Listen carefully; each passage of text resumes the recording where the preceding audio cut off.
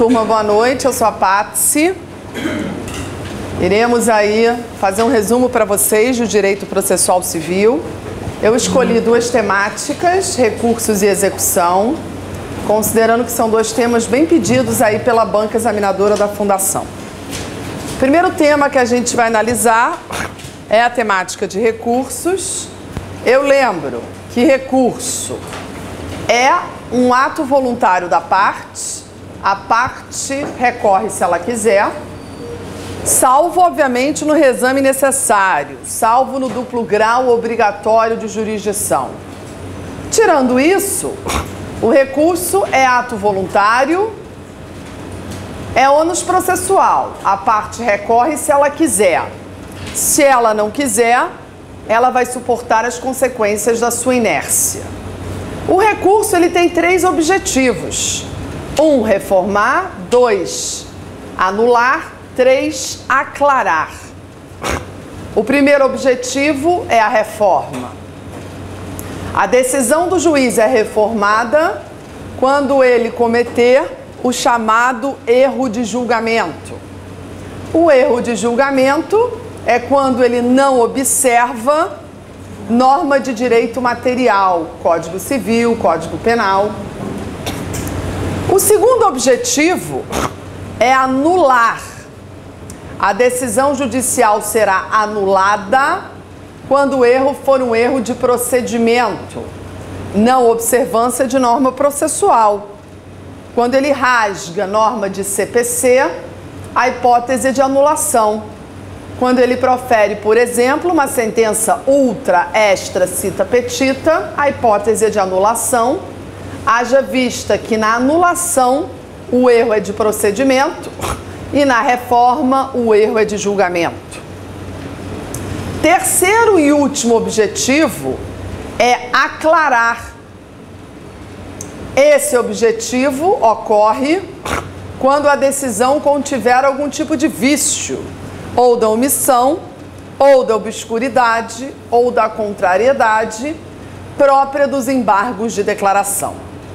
Então a gente conceitua o recurso como ato voluntário da parte, ônus processual.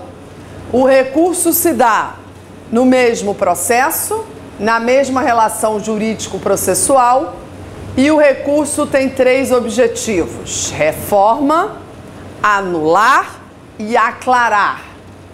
Reforma, erro de julgamento. Anula, erro de procedimento. Aclarar, quando a decisão contiver algum tipo de vício, ou vício da omissão, ou da obscuridade, ou da contrariedade. Lembrem-se que em sede de segunda fase, a dificuldade, se a peça for recurso, é você formular pedido de anulação ou de reforma.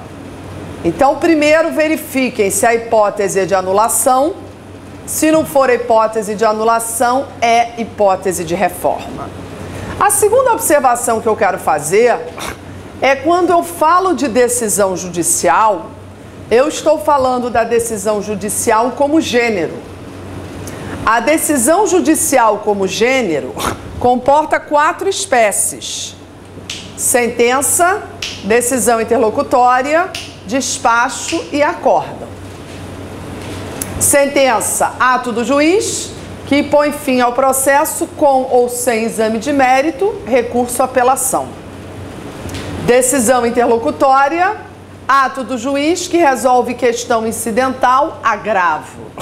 Despacho, ato do juiz tendente a impulsionar o processo, não há previsão recursal. Acórdão, decisão proferida pelo colegiado. Contra acórdão cabem os infringentes, o recurso especial e o recurso extraordinário. Os princípios que regem recursos são esses que estão no quadro. Primeiro, duplo grau de jurisdição. Não podemos nos esquecer que a justiça brasileira é composta de 2 degraus, inferior e superior. Não podemos nos esquecer também que a justiça se divide em justiça comum e justiças especiais. A justiça comum pode ser estadual ou federal. Justiça comum estadual, varas cíveis, família, órfãos, criminais, registro público, TJ, STJ, STF. Segunda justiça dita comum é a comum federal. Causas envolvendo a União Federal e suas autarquias, varas federais, TRF, Tribunal Regional Federal, Superior Tribunal de Justiça e STF. As justiças especiais são trabalhista, eleitoral e militar. Varas do Trabalho, Juntas do Trabalho, TRT, Tribunal Regional do Trabalho, TST, Tribunal Superior do Trabalho e Supremo. A segunda justiça especial é a eleitoral, cartórios eleitorais, TRE, Tribunal Regional Eleitoral, TSE, Tribunal Superior Eleitoral Supremo. Terceira e última justiça especial é a justiça militar. Crimes cometidos por forças armadas, Exército, Marinha e Aeronáutica. Haja vista que crime cometido por PM ou bombeiro é na comum estadual. Auditoria Militar, STM, Superior Tribunal Militar, STF. Isso é o primeiro princípio, duplo grau de jurisdição inferior e superior. Superior, composta dos tribunais superiores, inclusive STJ e STF.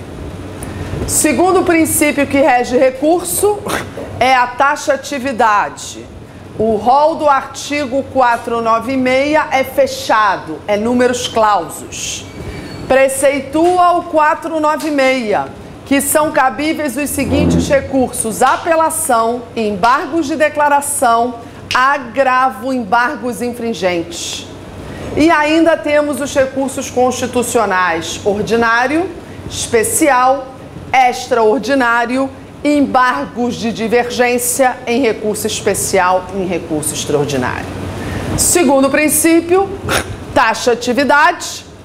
O rol do 496 é fechado, é taxativo, é números clausos, não se admite ampliação. Terceiro princípio que rege recurso é a unirrecorribilidade, também chamada unicidade ou singularidade. Para cada decisão judicial há um recurso cabível: sentença, apelação, decisão interlocutória, agravo, despacho irrecorrível, acórdão infringente, especial e extraordinário. Quarto e penúltimo princípio, fungibilidade. Na dúvida, eu opto pelo recurso cujo prazo em lei é o menor fixado. Estou na dúvida se eu apelo ou se eu agravo. Na dúvida, eu opto pelo agravo, considerando que o prazo do agravo é menor que o prazo da apelação. Último princípio, proibição de reformácio impégios. Aquele que recorre não pode ter uma decisão mais desfavorável àquela proferida. São princípios recursais duplo grau, taxatividade, unirrecorribilidade, fungibilidade e proibição de reformácio impégios. Sentença, ato do juiz, que põe fim ao processo com ou sem exame de mérito. Sem mérito, 267, com mérito, 269. Sem mérito, 267, faz coisa julgada apenas formal. 269, com mérito, faz coisa julgada formal e material. Seja no 267 ou 269, recurso, apelação. Segunda decisão judicial, decisão interlocutória. Resolve questão incidental. Recurso cabível, agravo. Temos 4 modalidades de agravo: retido, Instrumento: o agravo constitucional do 544 e o agravinho chamado agravo interno ou regimental. Terceira decisão judicial, despacho: ato do juiz tendente a impulsionar o feito, contra despacho não há previsão recursal. E finalmente, acórdão: decisão colegiada proferida por tribunal, recursos cabíveis e infringentes, especial e extraordinário. Ainda dentro da teoria geral dos recursos, não podemos nos esquecer que o recurso, ele passa pelo crivo de 2 degraus. Degrau de baixo, juízo de admissibilidade; degrau de cima, juízo de mérito.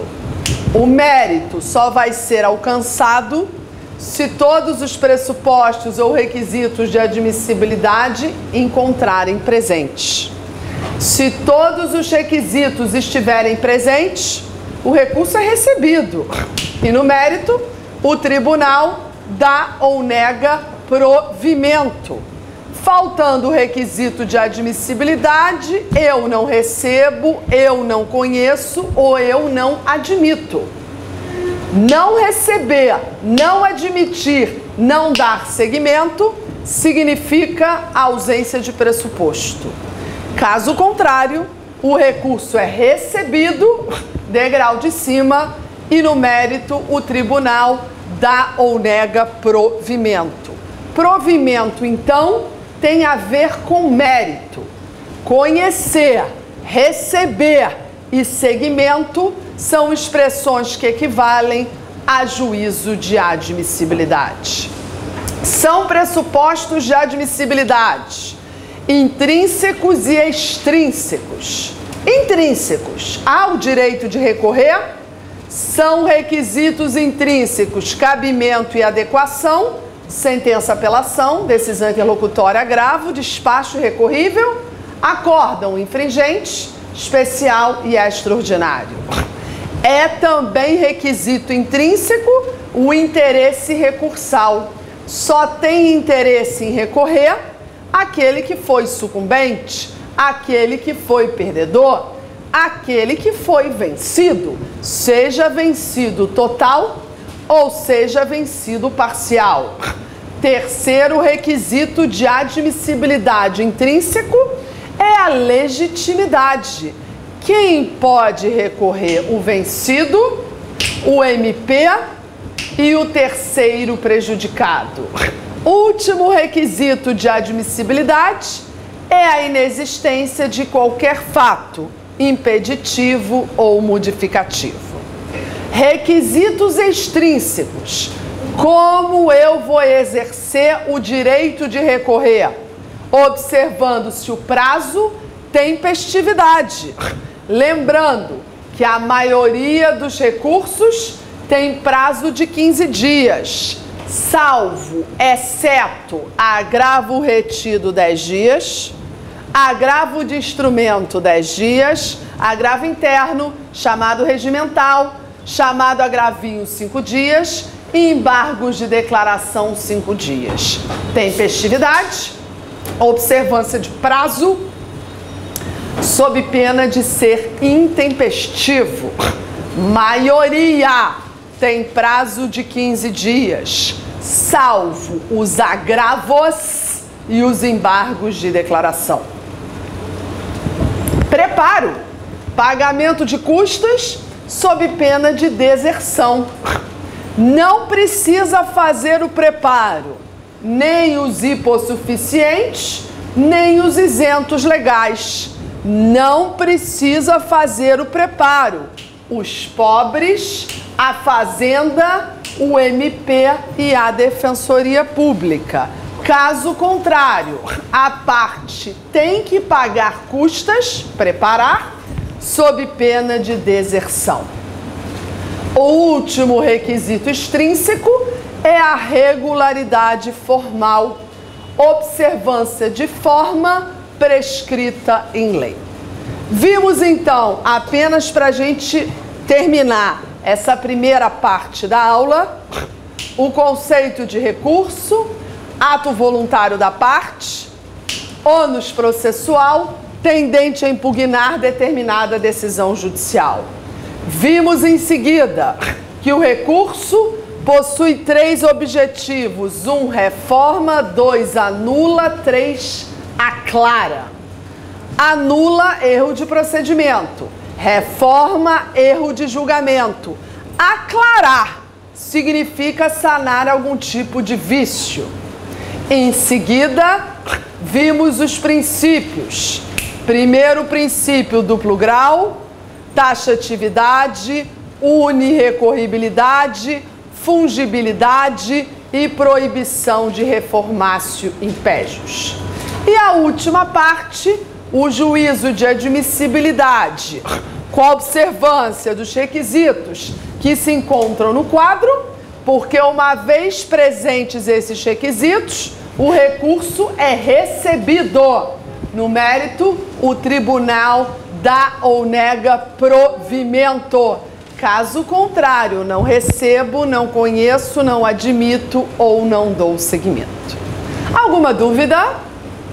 Eu peço desculpas, a nossa aula hoje é um pouco corrida. A minha sugestão é que vocês apenas ouçam, que eu tenho uma apostila escrita com resumo de todo o direito processual civil que se encontra à disposição de vocês aqui no curso. Não dá tempo de anotar, não dá tempo de eu ditar, mas dá tempo da gente tirar alguma dúvida. Isso para que eu consiga, em 2 horas de aula, fazer o resumo do volume 2 e do volume 3 do Alexandre Câmara para vocês. Volume 2, recursos, volume 3, execução. Tudo bem? Passaremos então a estudar as principais modalidades recursais: apelação, embargos de declaração, embargos infringentes e o agravo retido e o agravo de instrumento. Vamos então a eles, começando com a apelação.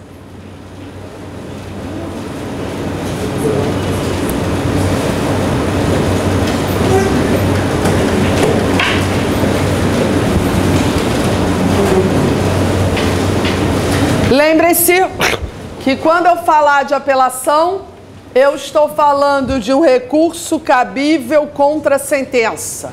Primeiro vamos entender a dinâmica para depois eu mostrar o desenho. Se a apelação é cabível contra a sentença, eu tenho que pegar a minha apelação e protocolar no juízo de primeiro grau, o juízo prolator da sentença. O que o juízo de primeiro grau vai fazer? Vai verificar se estão presentes ou não os pressupostos. Se faltar pressuposto, o juiz não recebe apelação. Isto é uma decisão interlocutória e contra ela cabe agravo de instrumento. Caso contrário, presentes todos os pressupostos, o juiz recebe apelação e regra no duplo efeito, devolutivo e suspensivo. Devolutivo devolve ao tribunal o reexame de toda a matéria. Suspensivo suspende, impede, caça os efeitos da sentença, não possibilitando a execução provisória do julgado. Recebia.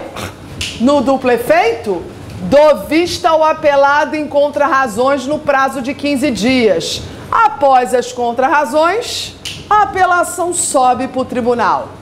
Chegou no tribunal? Vamos escolher o órgão julgador. Qual é a Câmara? Qual é a turma? Escolhido o órgão julgador, vai para a mão do relator. Este relator tem 2 opções. Ou julga sozinho ou manda para o colegiado. Julgou sozinho, julgou de forma monocrática, contra esta decisão do relator, que julgou a apelação de forma monocrática, cabe o agravinho, chamado interno ou regimental. O objetivo desse agravinho, obrigar o relator a colocar a apelação em mesa para julgamento pelo colegiado. Opção número 2, ele não julga sozinho, ele opta em mandar para o colegiado. Fazendo isso, sai do relator, vai para o revisor. O revisor, além de revisar o relatório, pede dia para julgamento. É designado o dia do julgamento, participando 3 do julgamento da apelação: relator, revisor e vogal. Ora, se 3 participam do julgamento da apelação, a gente só pode ter 3 resultados. 1, acórdão unânime 3-0. Se o acórdão for unânime, recursos cabíveis, especial, extraordinário e embargos de declaração. Opção 2, acórdão que por maioria dos votos confirmou a sentença. Se a maioria confirma a sentença, recursos cabíveis, declaração, especial e extraordinário. Terceira e última hipótese. A maioria dos votos reformou a sentença de mérito. Se a maioria reforma a sentença de mérito, recursos cabíveis, declaração, infringentes, especial e extraordinário. De uma forma mais lúdica, em desenho, vamos ao quadro que eu vou explicar novamente tudo isso. Apelação, recurso cabível contra a sentença, no prazo de 15 dias, por escrito e com preparo. Eu interponho a apelação junto ao juízo prolator da sentença. Ele fará o juízo de admissibilidade. Ou ele recebe ou ele não recebe. Se ele não receber, cabe agravo de instrumento. Caso contrário, recebendo, recebe no duplo efeito, dá vista em contrarrazões em 15 dias e após as contrarrazões, sobe para o tribunal. Chegando no tribunal, juízo ad quem? Vai para a mão do relator. Este relator pode julgar sozinho ou mandar para o colegiado. Julgou sozinho ou manda para o colegiado? Se julgar sozinho, cabe agravinho em 5 dias. Mandou para o colegiado? Vamos julgá-lo com 3 desembargadores, cuja composição é da Câmara ou da turma. O voto, o acordo que vai sair entre eles, recebe a designação de acórdão e esse acórdão pode ser unânime, maioria confirma ou maioria reforma.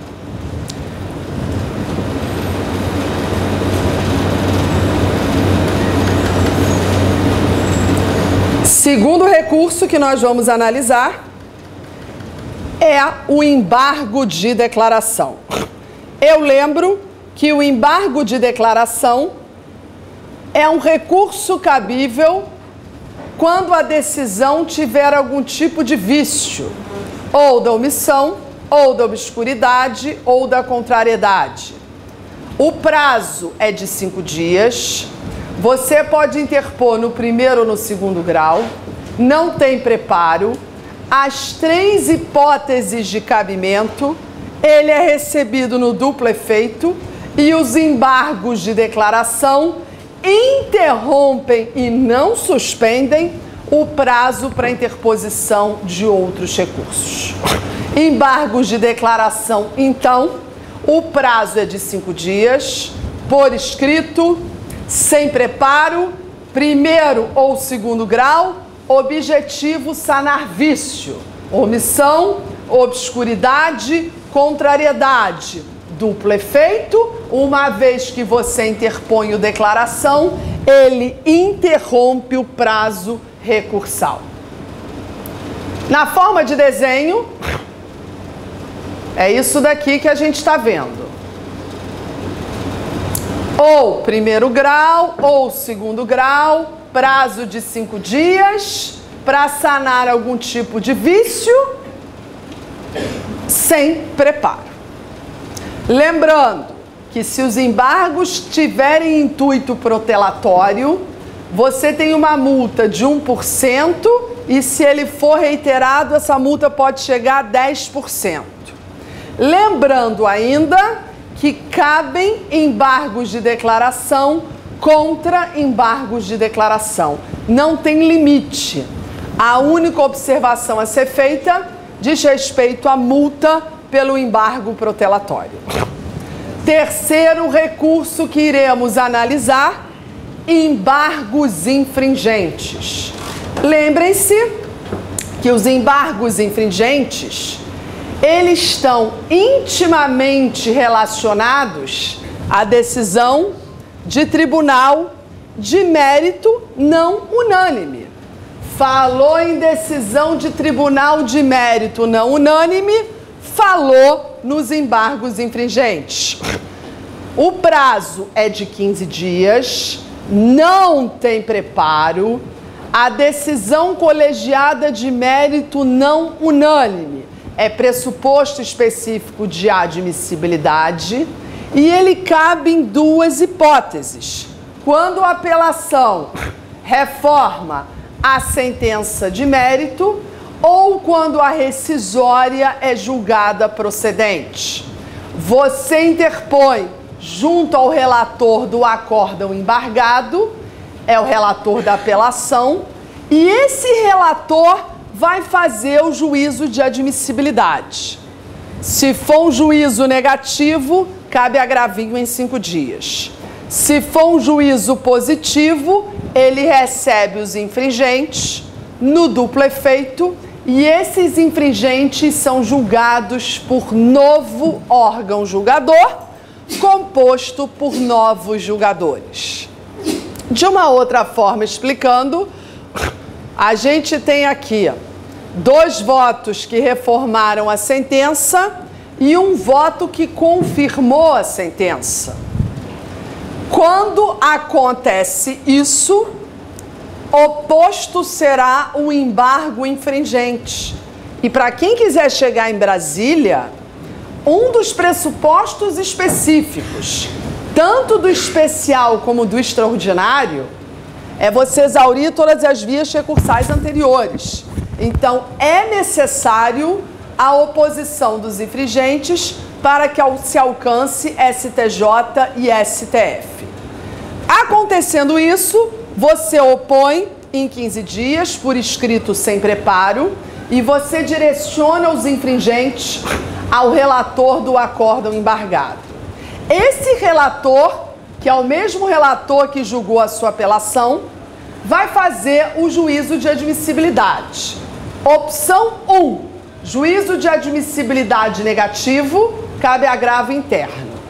2, juízo de admissibilidade positivo, ele recebe os infringentes no duplo efeito e, após as contrarrazões, encaminha os infringentes para novo órgão julgador, composto de novos julgadores. Alguma dúvida por hora, turma? Partindo, obviamente, do pressuposto que você já tem uma base, né, de recurso. Obviamente, só lembrando que aqui o objetivo é a gente lançar o maior número de informações possíveis para você, para que na prova essas informações venham à tona. A gente, obviamente, está tratando das modalidades recursais processuais e não constitucionais. Essas modalidades processuais recursais, a gente iniciou com a apelação. O que eu acho mais importante na apelação, 2 pontos: cabível contra a sentença. E o segundo ponto é a questão do julgamento monocrático no tribunal. Chegou no tribunal, o relator julga sozinho ou manda para o colegiado. O segundo recurso que nós vimos foram os embargos de declaração. Pontos importantes também 2.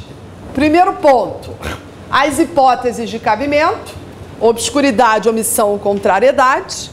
E o segundo ponto importante é você saber que os embargos de declaração, eles interrompem o prazo e não suspendem. Estamos na terceira modalidade recursal, embargos infringentes. Ponto mais importante é vocês terem uma nítida noção que esse recurso só pode ser oposto quando você tem uma decisão de tribunal de mérito não unânime. Ou seja, as duas hipóteses dos infringentes que estão elencadas no artigo 530. Pois não? Em relação aos embargos infringentes. Pois não? No primeiro grau, nós tivemos uma decisão positiva, né, para uma das partes. E em segundo grau, nós temos três juízes, né, colegiados, julgando. E digamos que não é unânime, mas dois deles confirmam? Confirmam. Aí não cabe infringente, só quando reforma. Não é sempre que... Não, só quando reforma. Tá aqui no slide, ó. Só quando empata. Eu vou voltar aqui para você, porque eu frisei isso no requisito específico de admissibilidade dos infringentes. Ó, requisito, decisão colegiada de mérito não unânime, e embaixo, primeira hipótese, apelação que reforma a sentença de mérito. Tem que ser, inclusive, sentença de mérito, não pode ser nem sentença sem mérito. A sua hipótese é o contrário, não, confirmou, então não cabe infringente. Ok? Alguém mais? Só especial extraordinário. Aí não cabe infringente. Alguém mais? Última modalidade recursal, agravo.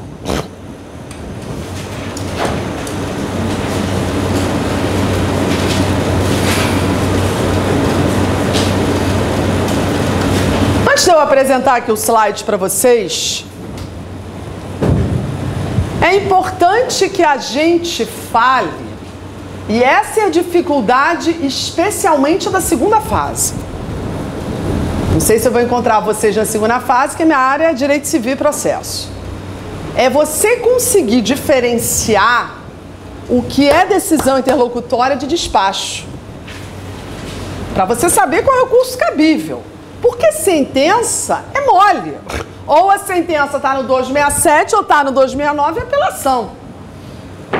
A questão está na diferença entre decisão interlocutória e despacho. Tudo bem, está lá conceituado no 162. Decisão interlocutória, tem conteúdo decisório, resolve questão incidental, agravo. Está lá no 162, despacho, impulsiona o processo, irrecorrível, considerando que não há previsão recursal. Mas se vier uma questão em primeira fase, vocês não têm acesso ao CPC.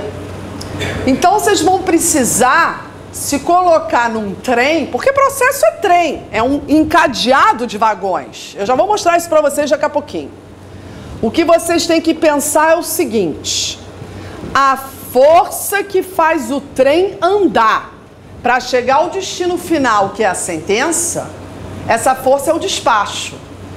A gente poderia, de uma forma lúdica, falar que é o latido do cachorro. Ao autor, ao réu, ao perito, ao contador, ao despacho recorrível. Isso para efeito de primeira fase. Pátice, mas e se o trem parar? O trem pode parar para embarque e desembarque de passageiro. Se for internacional, ele para checagem de passaporte. Se ele para, é decisão interlocutória, agravo. Me dá um exemplo, dou vários. A decisão do juiz que não defere o pedido de justiça gratuita é despacho? É sentença ou é decisão interlocutória? Por que é decisão interlocutória? Até o cara arrumar a grana e no banco pagar, juntar comprovante, o trem parou. Fez isso tudo, o trem continua. Vamos ao outro exemplo. Declínio de competência. Eu sou um juízo incompetente. Declinei para você. O trem está parado. Chegou em você, o trem continua. Decisão interlocutória, agravo. O juiz indeferiu o pedido de tutela antecipada. Decisão interlocutória, agravo. O juiz indeferiu o pedido de prova. Decisão interlocutória, agravo. A segunda dificuldade que vocês vão ter é saber qual modalidade de agravo. É retido ou é instrumento? E é isso que a gente vai ver em seguida. Então, quando eu falar de agravo, necessariamente ele está intimamente ligado à decisão interlocutória. E para você saber a diferença entre decisão interlocutória e despacho, você tem que se colocar no trem e perguntar: é força ou é decisão?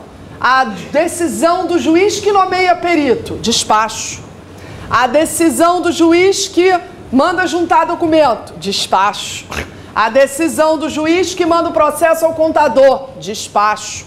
Ao, despacho irrecorrível, parada, decisão interlocutória, agravo. Dito isso, começaremos então a dizer que nós temos 4 modalidades de agravo. A que me interessa na primeira fase são agravo retido e agravo de instrumento, e é com esses que a gente inicia a temática. Sem prejuízo do retido e do instrumento, nós temos a terceira modalidade de agravo, que é agravo contra... Para quem for fazer direito público, isso é fundamental. É o agravo que você interpõe contra a decisão que não recebeu o especial ou o extraordinário, do 544. E a quarta modalidade de agravo, que é chamado interno ou regimental, vulgarmente conhecido como agravinho, porque o prazo é de 5 dias, são essas 3 hipóteses que estão no quadro: 532, 545 e 557, parágrafo 1º.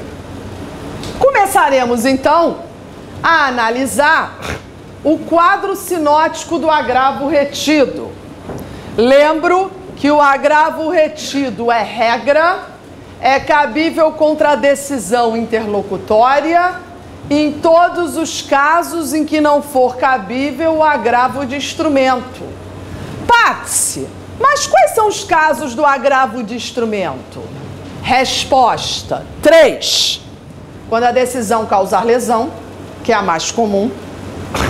Quando a apelação não for recebida. E no tocante aos efeitos da apelação. Essas 3 hipóteses estão no 522, parte final. Se não for qualquer das hipóteses do 522, parte final, é agravo retido, que é a regra. Cabível contra a decisão interlocutória, em regra por escrito e sem preparo. O prazo dele é de 10 dias. Por que ele se chama retido? Porque ele fica preso, grudado, retido no processo, até que o processo tenha sua marcha final por uma sentença. Recurso cabível contra a sentença, apelação. Chegou no tribunal, o tribunal vai ter 2 recursos para julgar: a apelação que está na cara do tribunal e o agravo retido que está lá atrás. Como é que o tribunal vai saber que tem retido para ser julgado por ocasião do julgamento da apelação? Resposta: tem que avisar isso ao tribunal. Tribunal, estou apelando, mas em preliminar eu estou requerendo o julgamento do retido por ocasião do julgamento do apelo. Se você não abre este capítulo de preliminar, o agravo retido sequer é conhecido. Lembro ainda que, apesar do retido ser escrito, não podemos nos esquecer que, se a decisão interlocutória for proferida em A e J, a interposição do retido deve ser oral e imediata, sob pena de preclusão. Então, o que eu acho mais importante em sede de agravo retido? Primeira questão: regra escrito, exceção Se a decisão for proferida em AIJ, a interposição deve ser oral e imediata sob pena de preclusão. Segunda questão que eu acho de suma importância, a necessidade de se requerer em preliminar de apelação. Se você não requerer em preliminar, babou, o retido sequer é conhecido. Então o quadro é isso aqui. Primeiro box. Agravo retido, decisão interlocutória. Em todos os casos em que não for cabível o instrumento, regra. Prazo 10 dias, efeito devolutivo sim, diferido e condicional. Por que diferido e condicional? Porque ele só vai ser julgado quando a apelação for julgada, desde que você requeira em preliminar de apelo. Não tem efeito suspensivo, a interposição é no juízo ACO, primeiro grau, mas o julgamento é no segundo grau. Interposição no juízo ACO, finalidade, evitar a preclusão, não depende de preparo. E o juiz pode exercer a retratação. Falou de agravo, não importa a modalidade, falou de retratação. E se a decisão for proferida em AIJ, o agravo deve ser oral e imediato, sob pena de preclusão. Alguma dúvida no tocante ao agravo retido? Vamos então à última modalidade recursal, agravo de instrumento.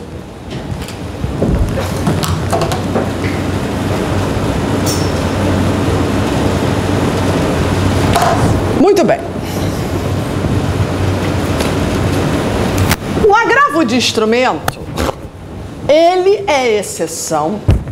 E se vier uma questão na segunda fase da prova, na segunda fase, não hesitem, porque se o problema indicar que é uma decisão interlocutória, você pode interpor o agravo de instrumento. Na cabeça do advogado, tudo é agravo de instrumento. Obviamente porque tudo causa lesão. Mas não podemos nos esquecer que a hipótese de lesão é apenas uma. Nós temos mais duas hipóteses de agravo de instrumento.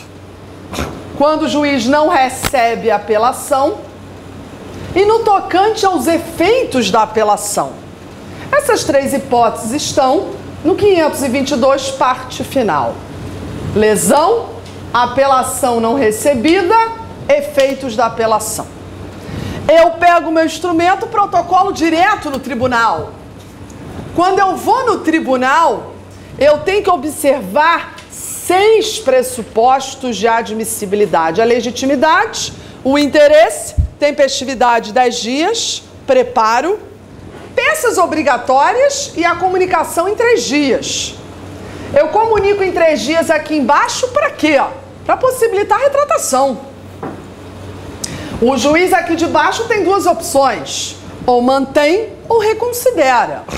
Manteve, sem problemas, excelência, vamos julgar um instrumento lá em cima. Escolhi o órgão julgador, esse instrumento vai para a mão do relator, que pode ou julgar sozinho, de forma monocrática, cabe agravinho em 5 dias, ou ele manda para o colegiado. Mandando para o colegiado, sai da mão do relator, é designado o dia do julgamento e o agravo é julgado. Isso tudo que eu expliquei se encontra no seguinte resumo. Agravo de instrumento contra a decisão interlocutória, nas 3 hipóteses previstas no 522, lesão, inadmissão da apelação, efeitos da apelação. Deveria ser exceção. Prazo de 10 dias, efeito devolutivo, sim. Em regra, não tem efeito suspensivo, mas o relator pode conceder tal efeito. Juízo ACO e juízo a de quem eu interponho. E quando eu interponho no segundo grau, o relator pode adotar qualquer dos poderes do artigo 527. Quais os poderes principais no total de 6? Eu, relator, julgo sozinho um instrumento. Contra a minha decisão cabe o agravinho em 5 dias. Ou não vou julgar sozinho isso não. Mando para o colegiado e quando eu mando para o colegiado, designa-se dia e o colegiado julga e em seguida publica-se o acórdão. Alguma dúvida?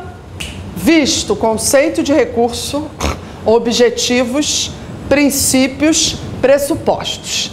Visto as principais espécies recursais, apelação, declaração, infringentes, retido o instrumento. Alguma dúvida? Vamos então à execução. Eu fico com vocês até 15:45 e em seguida vocês têm uma aula de direito penal, que vai de 8 às 10. Pois não? As principais, você falou dos principais, dos pontos mais importantes.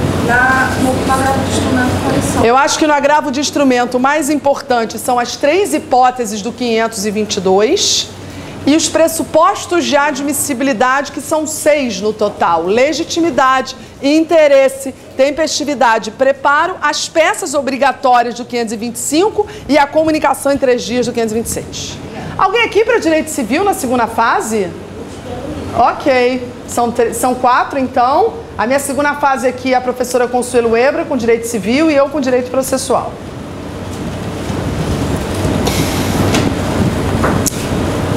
Eu vou começar com um slide mais básico, depois eu vou passar por um slide mais intenso, porque eu sei que execução, de uma maneira geral, é muito mal dado nas universidades.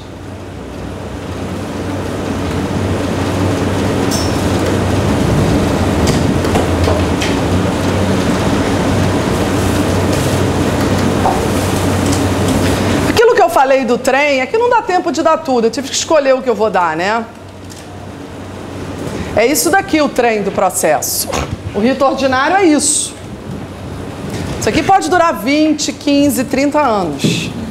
Inicial, citação, respostas do réu, réplica, provas, decisão saneadora, EJ e sentença. Isso daqui que é o rito ordinário, que é o rito mais complexo, mais demorado, menos célere, mais burocrático. Isso geralmente as pessoas ficam um pouco mais espertas ou ligadas, porque isso se dá, é o primeiro ponto de processo depois da TGP, da tal da Teoria Geral do Processo. Então o aluno ainda está fresco, vai chegando no final da faculdade, ou ele não tem a disciplina, porque, por exemplo, na GV a gente não tem. Execução e recursos são disciplinas facultativas lá, não são disciplinas obrigatórias. Ou o aluno realmente já está de saco cheio, né? Já está louco para acabar, para se formar e não fica muito ligado na execução. Então, razão pela qual eu preparei 2 slides para vocês para explicar o que é, afinal, esse negócio de execução. Hoje, você tem execução de fazer, não fazer, dar e pagar. Eu escolhi a execução de pagar para a gente falar dela, porque a execução de pagar é a modalidade que mais cai na prova da fundação e a execução de pagar é a modalidade que mais o advogado se utiliza. Mas não podemos nos esquecer que, além da execução de pagar, nós temos fazer, não fazer e dar. A execução de pagar, obviamente eu estou falando execução de pagar por quantia certa contra devedor solvente, ou ela é amparada em título extrajudicial ou em título judicial. Começaremos com a execução de pagar com base em título extrajudicial. Isso daqui é processo autônomo, hein? Se é processo autônomo, vagão número 1, petição inicial. Ato de provocar o Estado juiz a cumprir a função jurisdicional. Essa inicial tem que ser instruída com título. Qual é o juízo competente para você entrar com essa execução? Cível ou empresarial? cível. Qual é o foro competente? Olha, para quem for fazer direito tributário, prepare-se para execução, hein? Porque além das iniciais, tem todas as defesas possíveis e imaginárias na execução. Embargos à execução, impugnação, embargo de terceiro, exceção de pré-executividade e por aí vai. Então vamos com calma, porque eu sei que a maioria aqui, provavelmente o Gabriel já fez a cabeça de vocês, para vocês fazerem direito tributário, então eu vou dar uma desacelerada. Estamos falando, eu não estou falando de execução fiscal, eu estou falando de execução de CPC. Tem início com a petição inicial. A competência do juízo é cível e a competência de foro é domicílio do réu. Lembrando que essa inicial tem que ser distribuída e instruída com título. Vagão número 2, citação. Aqui, o réu, o devedor, o executado, é citado para quê? Para pagar em 3 dias. Lá no rito ordinário, ele é citado para responder em 15 dias. No rito sumário, ele é citado para responder na audiência de conciliação. Mas aqui, o réu é citado de forma pessoal para pagar em 3 dias. Ou ele paga, ou ele se omite, ou ele resolve se defender. Pagou até o 3º dia, extingue-se a execução por sentença. Omitiu-se, expede-se contra o devedor mandado de penhora. A penhora tem que observar a ordem do 655, por isso que o primeiro item é dinheiro, penhora online. E a penhora não pode atingir os bens impenhoráveis, considerados bens de família. Porém, algumas dívidas não se sujeitam à proteção do bem de família. São elas: próprio terreno, IPTU, condomínio e taxa de incêndio, empregada doméstica, devedor de alimento, hipoteca e fiador. Penhora, então, ocorre quando o devedor permanece inerte em pagar no prazo de 3 dias. Lembrando que a penhora observa a ordem do 655, não podendo a penhora atingir os bens impenhoráveis considerados bens de família. Mas o que me importa é a terceira atitude dele: defesa. Ele pode se defender? Sim. Letra A. Qual o meio processual? Embargos à execução, também chamado embargos do devedor. Eu embargo tenho natureza de ação e não de defesa. Por quê? Porque o objetivo do embargo é metralhar, é desconstituir o título. Razão pela qual eu embargo, sou ação desconstitutiva, chamada constitutiva negativa. O prazo para embargar é 15 dias da juntada do mandado de citação, sem necessidade de garantir o juízo. Matéria que o devedor pode alegar nos embargos: todas. Efeito do embargo, em regra devolutivo. Apate-se, não pode ter efeito suspensivo? Sim, desde que você garanta o juízo pela prévia penhora. Mas como ninguém na prática quer ter patrimônio penhorado, geralmente então o embargo só é recebido no efeito devolutivo. Como eu embargo, sou ação, eu sou martelado por sentença e o recurso é apelação. Após o devedor oferecer embargos, o credor se manifesta, volta para o juiz para dar uma sentença e adentra-se na fase de expropriação, retirada compulsória do patrimônio do devedor. São modalidades de expropriação: adjudicação, transferência patrimonial do devedor para o credor; alienação particular, sem a ingerência de leiloeiro nem juiz. Credor e devedor, de comum acordo, vendem e repartem a grana. Alienação judicial, chamada asta pública, por leilão para bem móvel ou praça para imóvel. Quarta e última forma de expropriação é o usufruto. Uso, posse direta da coisa; gozo ou fruição, ao ferir rendimento proveniente da coisa. Todavia, a execução de extrajudicial nada tem a ver com a execução de judicial.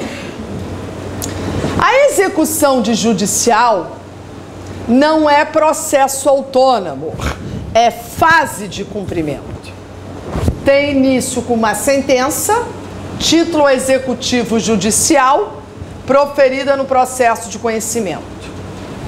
O réu é intimado por advogado para pagar em 15 dias, sob pena da multa de 10% sobre o valor da condenação. Ou ele paga, ou ele omite-se, ou ele resolve se defender. Se ele paga até o 15º dia, extinguiu-se a execução por sentença. Se ele permanece omisso, o valor da condenação tem a multa de 10% e em seguida mandado de penhora. Mas ele pode se defender. Como? Meio processual e impugnação. Natureza jurídica da impugnação: defesa. Prazo da impugnação: 15 dias, com garantia do juízo. Ele só pode alegar na impugnação algumas matérias. Eu, impugnação, sou defesa, então eu serei julgada por uma decisão interlocutória e o recurso cabível é o agravo de instrumento. Após o devedor oferecer a impugnação, o credor se manifesta, o juiz julga a impugnação por decisão interlocutória e a gente adentra na fase expropriatória, retirada compulsória do patrimônio do devedor, adjudicação, alienação particular, alienação judicial e asta pública. Notem que são nítidas as diferenças. Lá processo autônomo, aqui fase. Lá inicial, aqui sentença. Lá cita, aqui intima. Lá embargo, impugnação, embargoação, impugnação defesa. Embargo 15 sem garantia, impugnação 15 com garantia. Embargo, qualquer matéria, impugnação algumas. Embargo, ação, sentença, apelação. Impugnação, defesa, decisão interlocutória, agravo de instrumento. Alguma dúvida? Vamos então esmiuçar mais um pouco isso. Posso mudar o slide?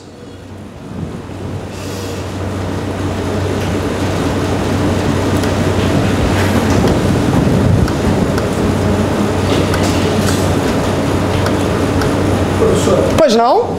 quando é efetuado o pagamento dentro dos 3 dias, tem um desconto de 50%, né? Os honorários são reduzidos, 652, parágrafo 1º. Só os honorários, não tem desconto não. Esse prejuízo é do advogado só? É. Só. Vê o 652 parágrafo aí para você dar uma olhada. Só do advogado. Vamos lá então. Alguém mais com dúvida?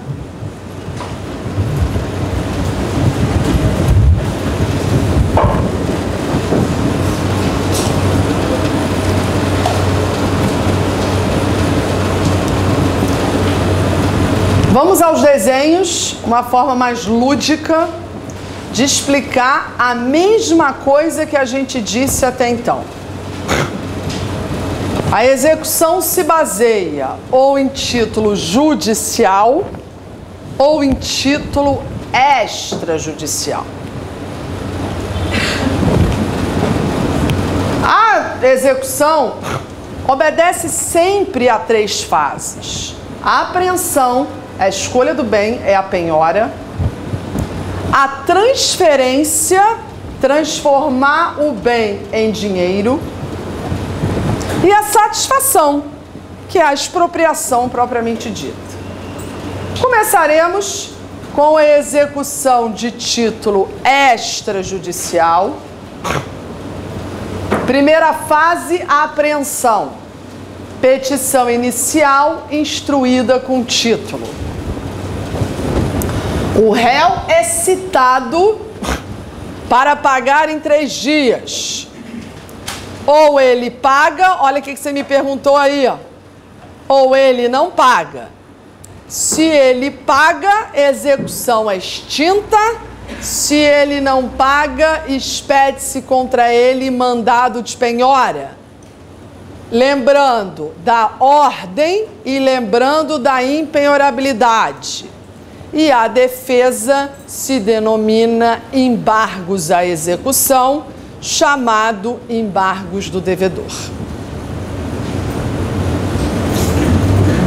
Segunda fase, transferência.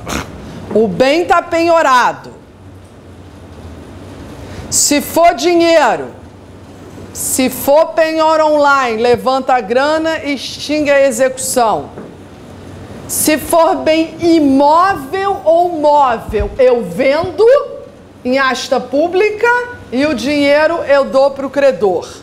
Então a ordem da expropriação é de observância obrigatória. A adjudicação, transferência patrimonial, alienação particular, credor e devedor de comum acordo vendem o bem e repartem a grana.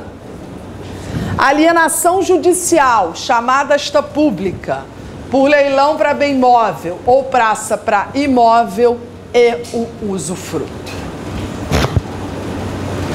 Execução por título judicial agora, turma. Lembrando que a execução por título, ela tem início na sentença proferida no processo de conhecimento. O réu é intimado por advogado para pagar em 15 dias, sob pena da multa de 10% sobre o valor da condenação. E abre-se aqui 4 chances que ele tem. Ou ele paga até o 15º dia, execução extinta. Ou ele paga após o 15º dia, você vai ter a multa e em seguida a execução extinta. Ou se ele não paga, você tem a multa e o mandado de penhora. Lembrando que a defesa aí é a impugnação. Há alguma dúvida? O que eu acho importante reside nessas diferenças. Vocês terem noção que um é processo autônomo, o outro é fase. Então vocês têm que imaginar o seguinte: se é processo autônomo, tem inicial, tem citação, tem sentença. Então como é que eu treino? Petição inicial com título. Citação. Não bata a cabeça com citação, intimação e carta de ordem. São coisas diferentes. Citar é dar ciência ao réu de que em face dele tem processo. Intimar é ciência bilateral às partes dos diversos atos perpetrados no curso da instrução. Carta, você tem precatória, rogatória e carta de ordem. Precatória, município, município, estado, estado dentro do Brasil. Rogatória, Brasil para fora, fora para dentro. Carta de ordem, tribunal superior ao tribunal inferior a ele subordinado. STF para STJ, STJ para TJ, TRF para as varas federais. Citou para quê? Para pagar em 3 dias.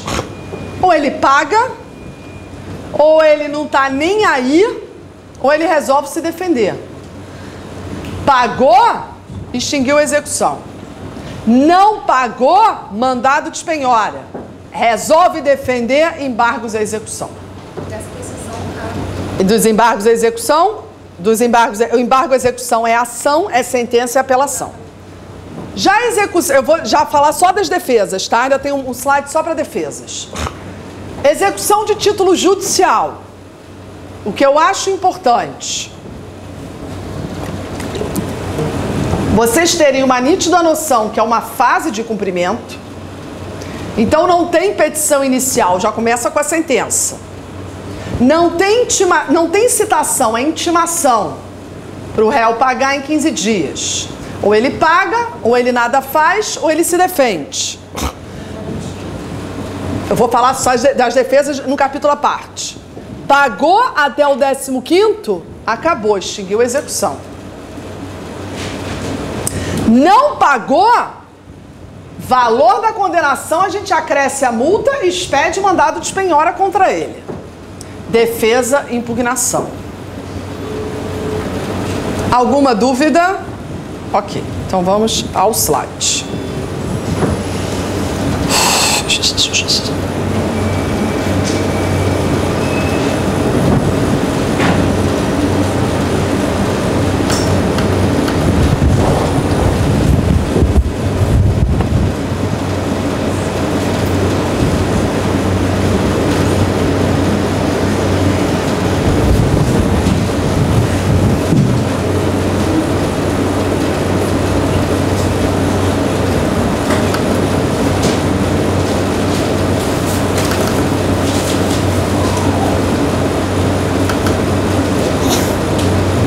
Isso daqui. Vocês terem uma nítida noção de cada defesa dessa, nessas modalidades de execução que a gente está vendo. Então aí, vamos ao que interessa. É isso. Embargos versus impugnação. A parte, a exceção de pré-executividade. A exceção de pré-executividade é só no executivo fiscal. Por quê? Porque a exceção de pré-executividade, o devedor só pode oferecê-la se houver afronta à questão de ordem pública. O que é no CPC questão de ordem pública? Ou ausência de condição da ação, ou ausência de pressuposto processual. Dá um exemplo. Eu entro com uma ação de cobrança em face do inquilino. A sentença me é favorável. Na hora que eu for executar, eu coloco o fiador no polo passivo. O fiador vem gritando, caraca, se eu não fui parte legítima no processo de conhecimento, eu não posso ser parte legítima na execução. Não tem contra mim título executivo. Outro exemplo, ação de alimentos. O filho entra contra o pai. Beleza. Sentença condenou o pai. Aí na hora que for executar, resolve colocar os avós. Os avós, legitimidade de parte. Tem a ver com carência de ação, exceção de pré-executividade. Tudo bem? Isso não é muito raro no processo civil acontecer. Acontece mais nas execuções fiscais. Por quê? Porque para embargar no executivo fiscal, você precisa garantir o juízo. Como ninguém quer garantir o juízo, se entra com exceção de pré-executividade. Geralmente ela é rejeitada. Rejeita. Volta ao prazo para embargo, negativo. Ok? Execução de extra, embargos, ação, sentença, apelação. Tomem cuidado com o quadro de baixo, que já foi objeto de uma segunda fase de direito tributário, e neguinho bateu cabeça. Por quê? Na execução de título judicial, a defesa é impugnação. É defesa, é incidente processual, se é incidente é resolvida por decisão interlocutória. Se é decisão interlocutória, agrava-se, salvo se importar extinção da execução, que na hipótese aí seria apelação. Foi uma questão de direito tributário em segunda fase, E os candidatos não sabiam se elaboravam apelação ou agravo de instrumento. Então, regra, agravo de instrumento. Extinguiu a execução, então é apelação. Dúvida?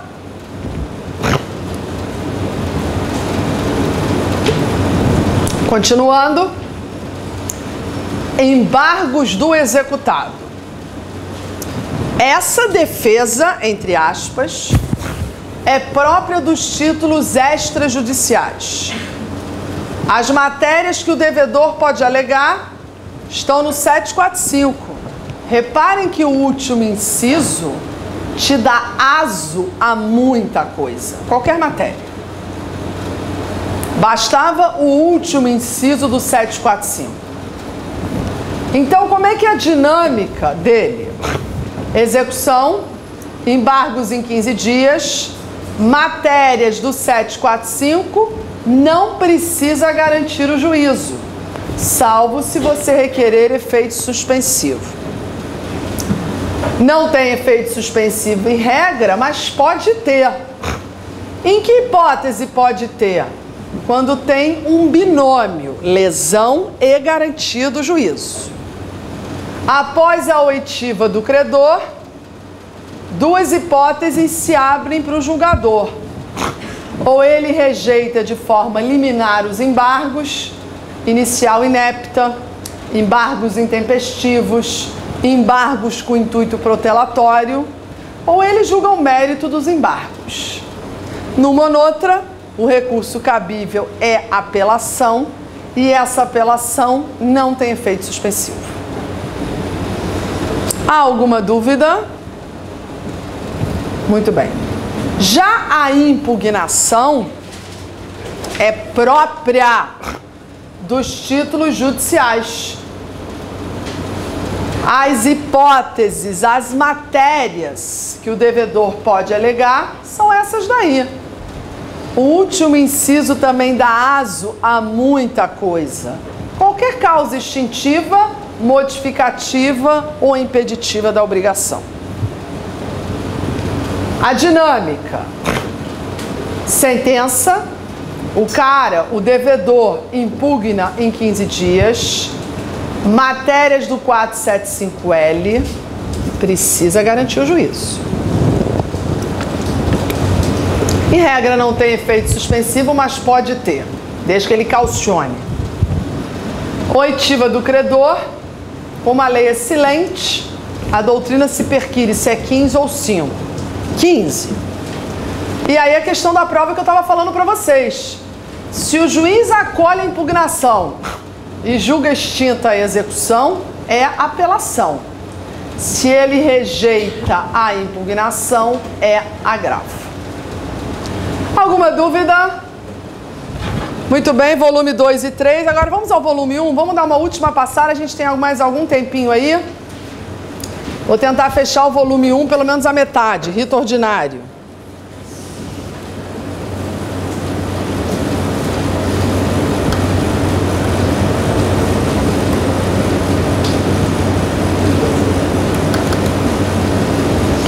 Vamos pegar aqui os pontos principais. Petição inicial. Primeiro ponto que eu acho importante é o conceito. Ato de provocar o Estado juiz a cumprir a tutela jurisdicional. Segundo ponto que eu acho importante é você saber que a inicial tem que conter todos os requisitos do 282, sob pena de emenda no prazo de 10 dias, e se o autor não emenda, a inicial será indeferida por inépcia. Isso ocorre por sentença sem mérito e o recurso é apelação. Segundo vagão é a citação. Conceito: ato de dar ciência ao réu de que em face dele existe um processo. Finalidade da citação aqui, para o réu responder em 15 dias da juntada do mandado. Espécies de citação: postal, pessoal, edital, meio eletrônico. Efeitos da citação: torna o juízo prevento, induz-lhe dispendência, constitui o devedor in mora e interrompe a prescrição. Vagão 3. Respostas do réu. O prazo para o réu responder é de 15 dias. Ou ele contesta, ou ele apresenta reconvenção, ou as exceções, ou impugnação ao valor da causa que não está aí. Contestação, defesa, contradita, negar os fatos articulados pelo autor na inicial. A ausência de contestação implica na revelia. Presunção da revelia é sempre relativa. O réu, embora revel, pode comparecer no processo a qualquer tempo. Reconvenção não é defesa, é ação. Do réu reconvinter, em face do autor reconvindo. Não batam cabeça entre reconvenção e pedido contraposto. Reconvenção, ação. Reconvenção na petição, reconvenção apenas no rito ordinário. Pedido contraposto, ação. Pedido contraposto na contestação. Pedido contraposto sumário, sumaríssimo e nas ações dúplices. Terceira resposta, exceção. Impedimento do juiz, suspeição do juiz, incompetência relativa do juízo. Lembrem-se que o juízo pode ser incompetente de forma absoluta ou relativa.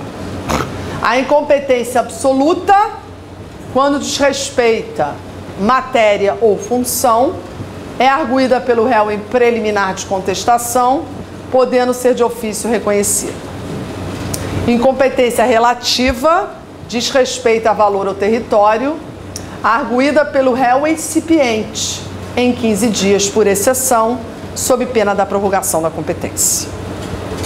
Quarta resposta, impugnação ao valor da causa.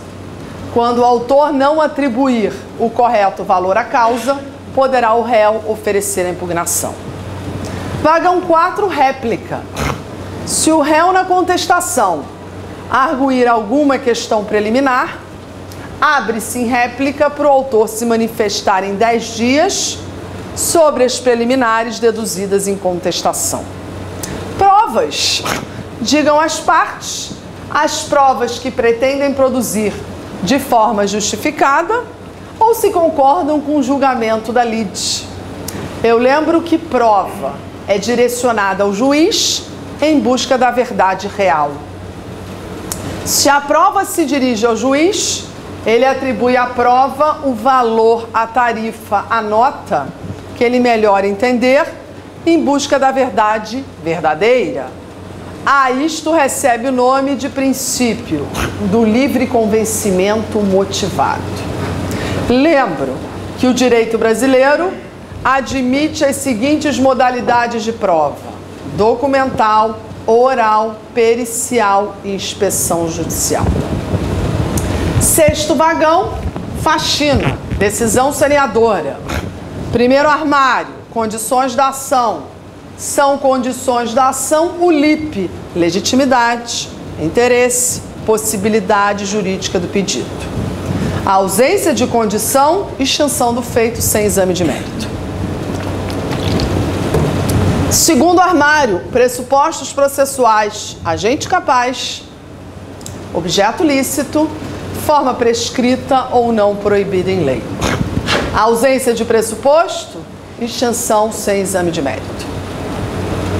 Terceiro armário, provas.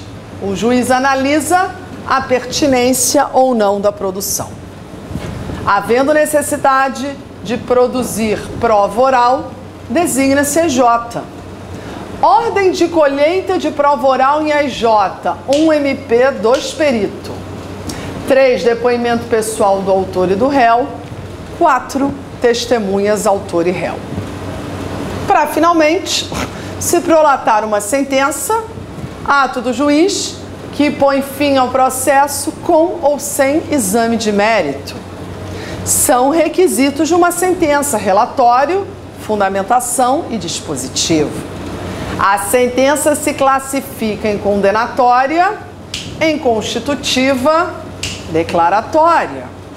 Condenatória obriga o devedor a cumprir a prestação. Constitutiva cria, modifica ou extingue direitos. Declaratória declara a existência ou não de uma relação jurídica ou declara a falsidade ou veracidade de um documento. Dúvida?